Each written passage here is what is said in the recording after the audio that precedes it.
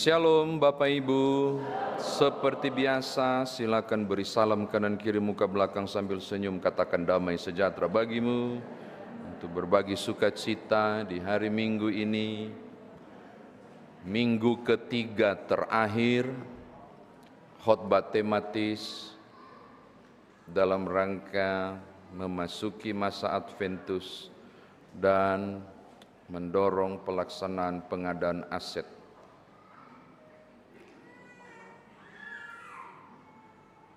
Ada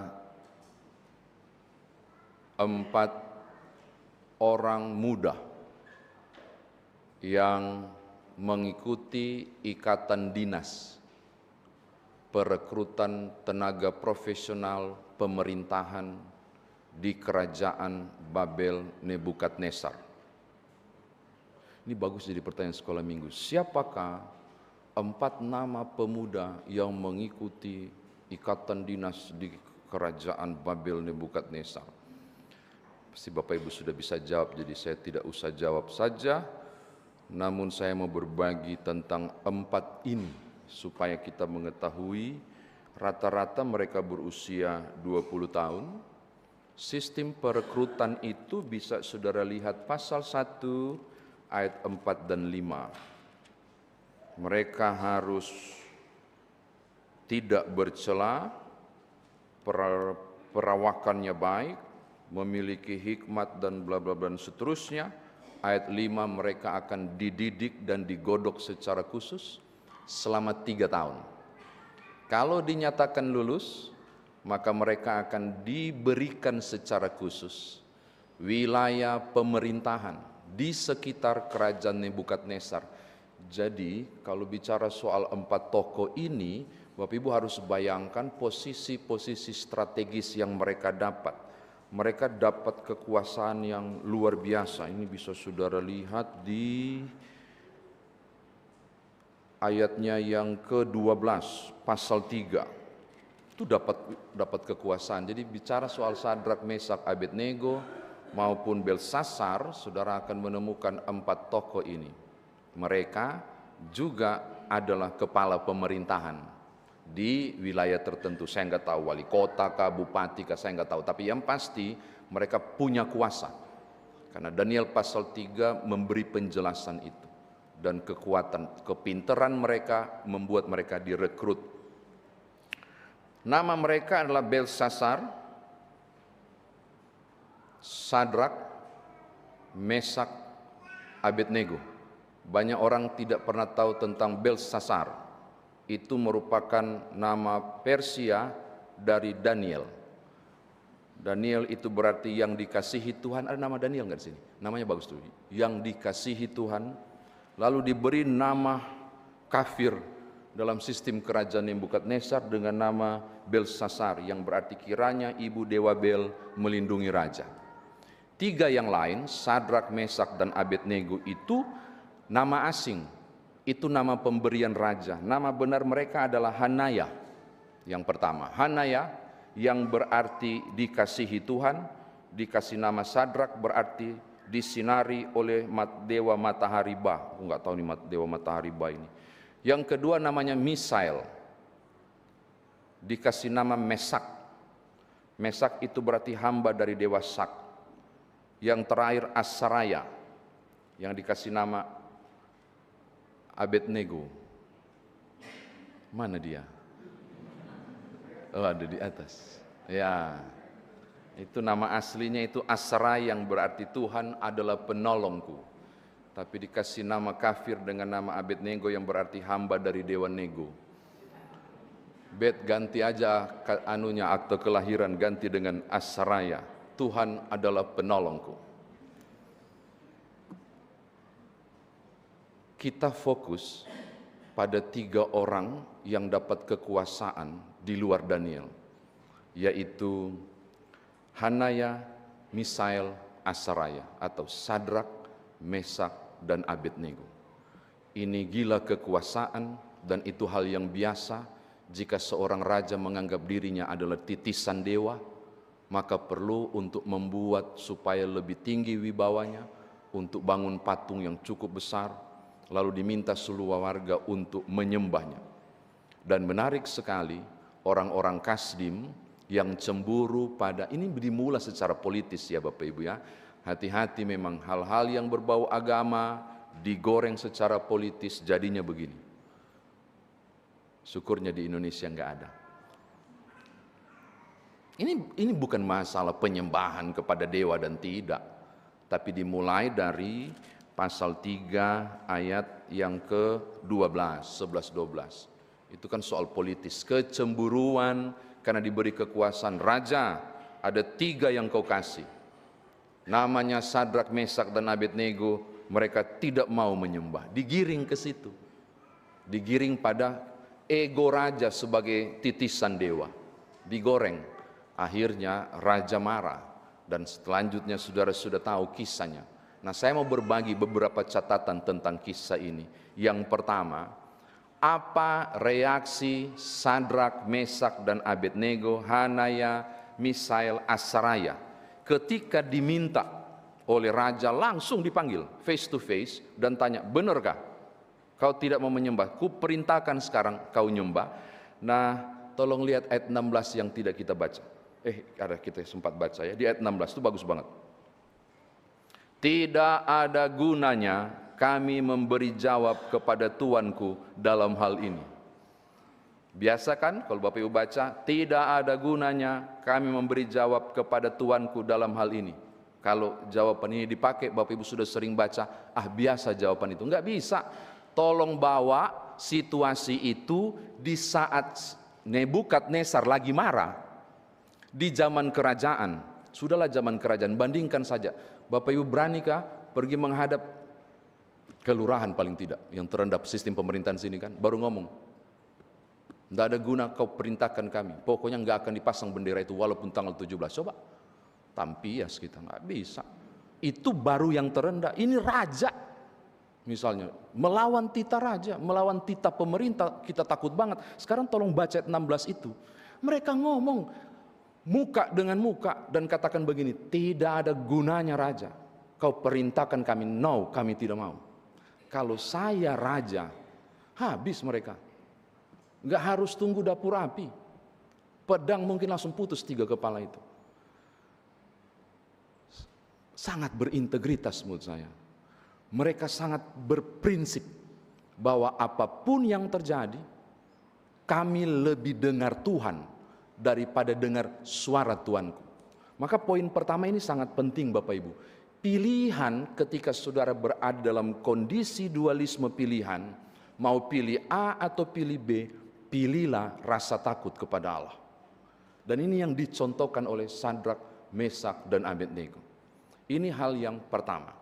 Yang kedua, barangkali ada yang berpikir, ya iyalah, kalau saya juga jadi Sadrak, Mesak, dan Abednego, pasti akan kujawab begitu kok. Saya tidak mau menyembah, karena saya tahu bahwa pasti Tuhanku akan melepaskan.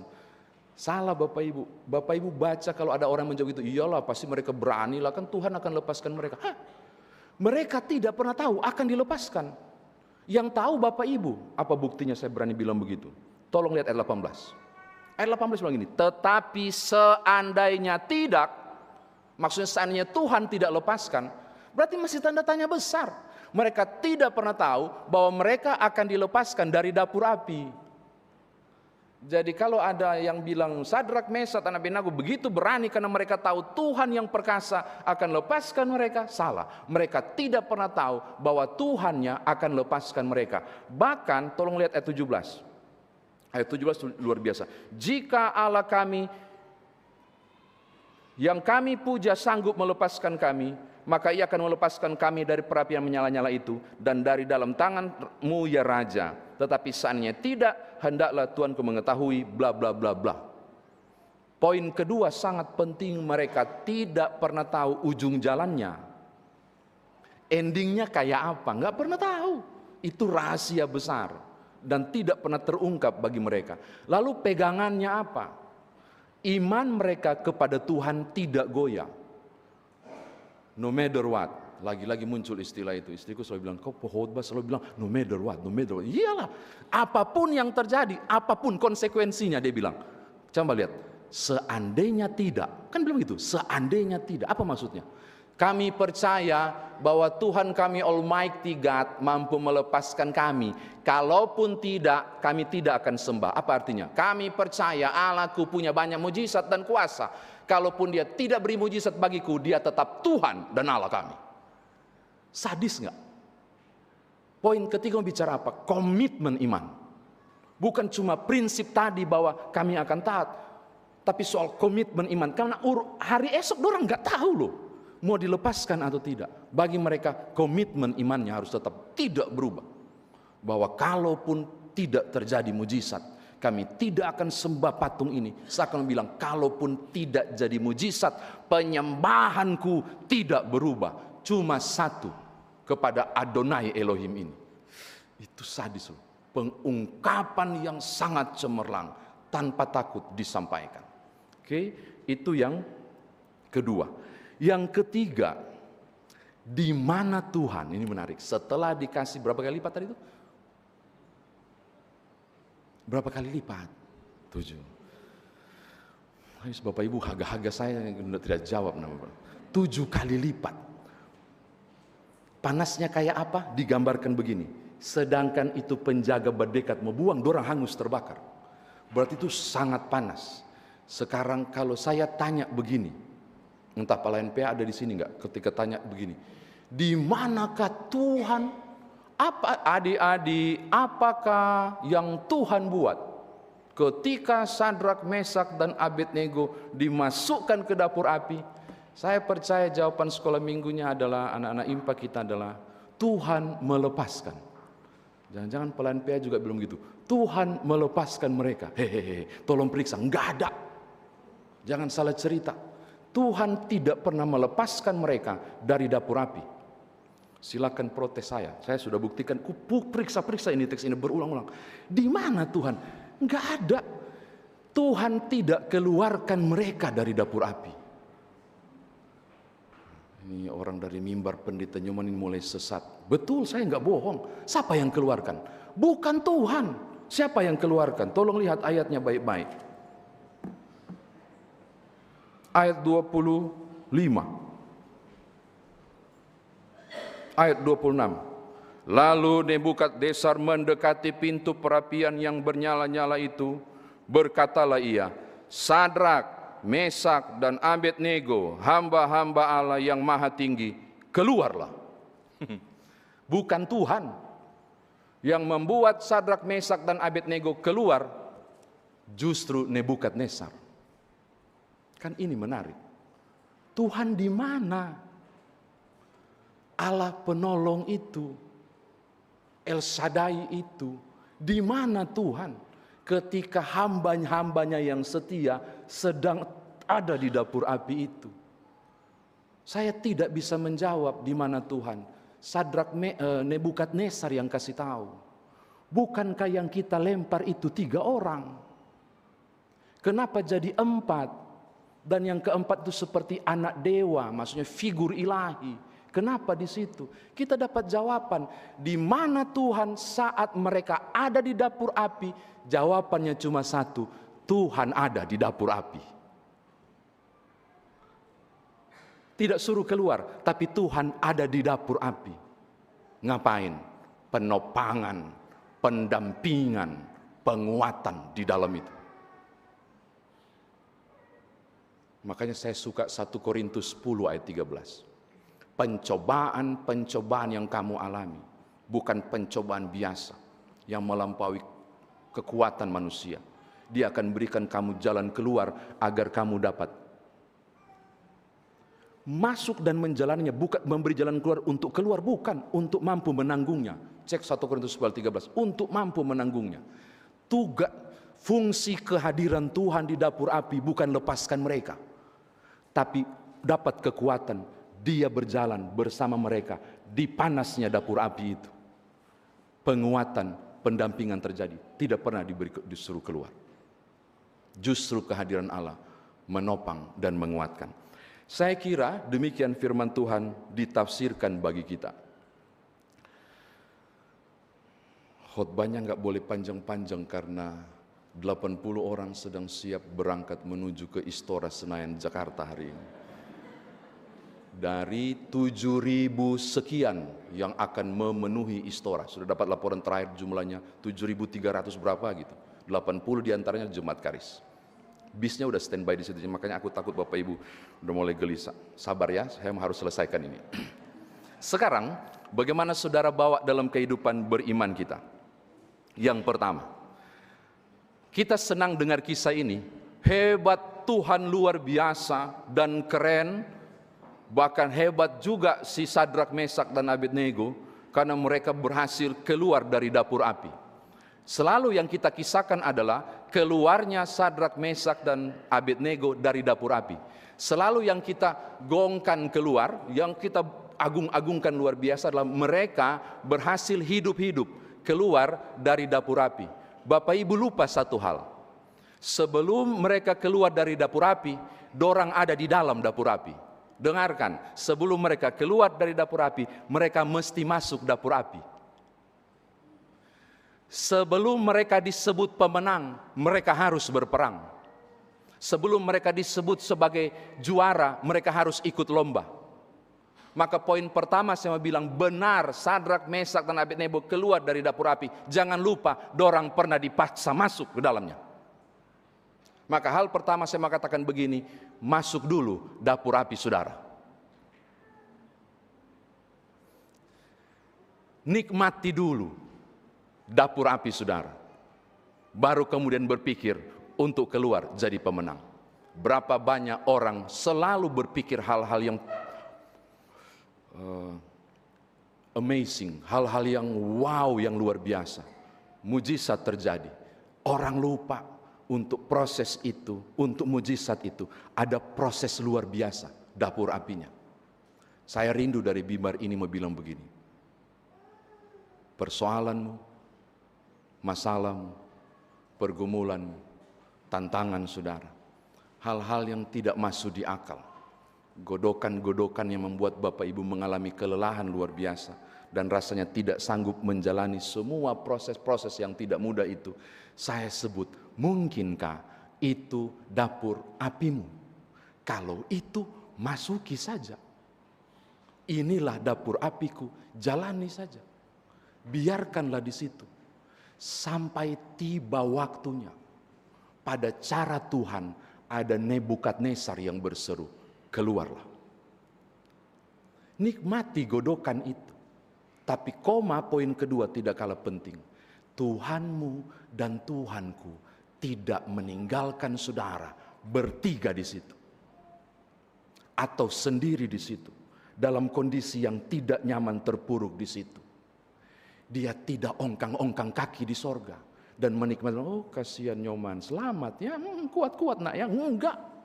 Saya bersyukur karena Nebukadnezar adalah saksi seperti anak dewa, kulihat orang jadi 4. Maka saya mau berani berkata, dalam susahku aku tidak sendiri. Dalam tertatiku kendati pun terlihat tidak ada jalan keluar dan orang barangkali menertawakannya, aku tahu pendampingannya tiada henti. Kalau saudara yang sedang terpuruk, saya nggak tahu ya, Bapak Ibu barangkali ada di dapur api sekarang, dan sedang terpuruk, sedang sulit hadapi kenyataan ini.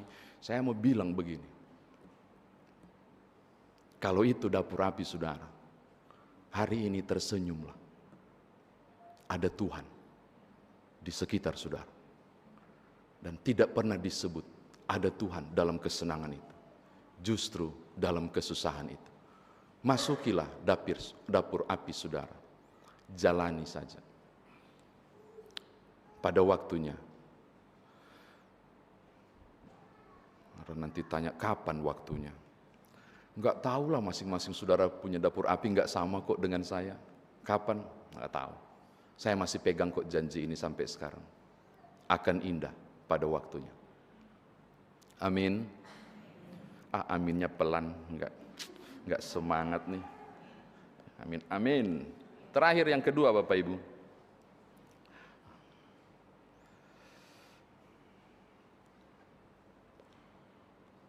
Motivasi iman kita bukan jual beli ya. Saya percaya pada Tuhan supaya Dia ini Saya percaya kepada Tuhan karena ini. Saya percaya kepada Tuhan agar ini. Nebukadnezar nggak bilang begini, saya tidak akan menyembah karena saya pasti akan dilepaskan, enggak. Saya tetap akan percaya pada Tuhan, dia bilang agar saya dilepaskan, enggak. Walaupun, dia pakai kata walaupun. Kalaupun tidak, maka saya mengatakan begini, iman Bapak Ibu dan saya bukan iman jual beli mentalitas budak. Saya bikin ini supaya dapat ini, saya buat ini karena ini. Enggak, itu keliru Bapak Ibu. Iman saudara di tengah dapur api adalah saya percaya Tuhan. Walaupun A, B, dan C. Saya akan tetap teguh berjuang bersama Tuhan. Kendati pun A, B, dan C. Saya tetap kekeh untuk bangkit lagi bersama Tuhan. Meskipun A, B, dan C. Saya berharap kita punya motivasi yang tepat di tengah dapur api. Jangan hanya percaya pada Tuhan supaya dilepaskan dari dapur api. Terus kalau tidak, apakah hanya ukuran persoalan pergumulanmu hingga engkau meninggalkan Tuhanmu? Makanya istrinya Ayub bilang tinggalkan Tuhanmu. Ayub bilang hai perempuan gila, apakah hanya mau yang baik dari Tuhan, tidak yang buruk? Saya mau katakan kepada saudara untuk menutup firman Tuhan ini. Jalani dapur api saudara, milikilah mentalitas pejuang. Kalaupun belum selesai penggodokan itu, biarkanlah dia tetap Tuhan dan Allah kita. Teman-teman panitia pengadaan aset, saya tidak mau mendramatisir untuk bilang Pak Budi dan teman-teman sedang di dapur api. Enggak lah, ini enggak dapur api kan Pak Budi dan teman-teman. Dan Bapak Ibu sekalian, tantangan kita ada dua opsi yang sedang digodok oleh panitia. Sebelah situ kah atau boleh tunjuk Pak, sudah bisa tunjuk ya, situ kah Pak Budi ya? Ada dua opsi ini. Lokasinya mana nanti tanya ke Pak Budi, saya tidak berhak menyampaikannya. Itu sulit, itu perlu perjuangan, itu tidak mudah. Tapi syukurnya Sadrak tidak masuk sendiri, ada Mesak.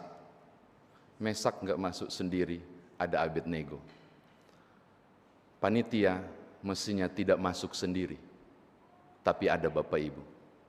Dan mestinya bukan cuma panitia dan Bapak Ibu di sana, ada Tuhan. Karena pelayanan ini milik Tuhan. Saya mau tutup, sudah 2 kali bilang saya mau tutup benar-benar tutup untuk bilang begini.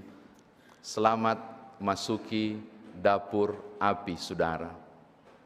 Selamat tertati di sana. Selamat mengalami kesulitan di sana. Tolong lihat kanan kiri dengan iman. Ada Tuhan yang tidak meninggalkan saudara. Berat sekalipun, jalani saja. Izinkanlah engkau berproses bersama Tuhan. Tolong ingat tanggal dan jamnya. Ketika pada waktunya Tuhan tentukan engkau keluar sebagai pemenang. Tuhan berkati Bapak Ibu. Haleluya. Amin.